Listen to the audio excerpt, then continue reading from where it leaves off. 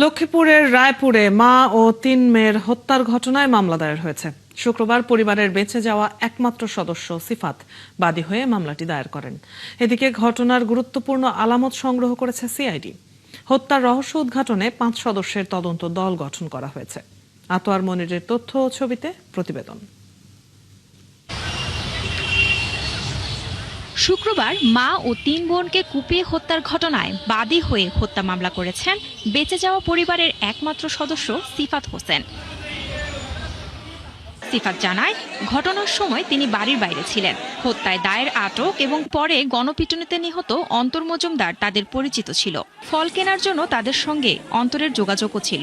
মামলা করেছি আমি, ৩ মানুষ।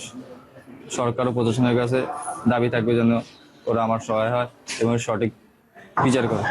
আর এলাকার লোকজনের দাবি, পূর্ব শত্রুতার জেরে এই হত্যাকাণ্ড ঘটিয়েছে অন্তর। তবে এর পেছনে আর কেউ জড়িত রয়েছে কিনা সেই বিষয়টি খতিয়ে দেখা দরকার। এটা সম্ভবত ওই টাকা বা স্বর্ণ গয়না এরকম থাকতে পারে, এটা জেনে আর কি আক্রমণ করছে। কেন জানি আমাদের সন্দিহান যে একার পক্ষে ৭ জন মানুষকে মেরে ফেলা এটা চারটিখানি কথা না। আসলে এই হত্যাকাণ্ডের সাথে আর কেউ জড়িত আছে কিনা। পুলিশ বলছে, হত্যার রহস্য উদ্ঘাটনে ৫ সদস্যের তদন্ত দল গঠন করা হয়েছে। থানা পুলিশ, জেলা পুলিশ, গোয়েন্দা পুলিশ ব্যাপকভাবে কাজ করছে রহস্য উদ্ঘাটন করার জন্য। এই মামলা তদন্তের জন্য ৫ সদস্যের একটি তদন্ত টিম গঠন করা হয়েছে। মৃতদেহগুলো ময়নাতদন্ত শেষে কুমিল্লার হোমনায় পাঠানো হবে। সেখানেই হবে জানাজা এবং দাফন। শান্ত ইসলাম, ৭১।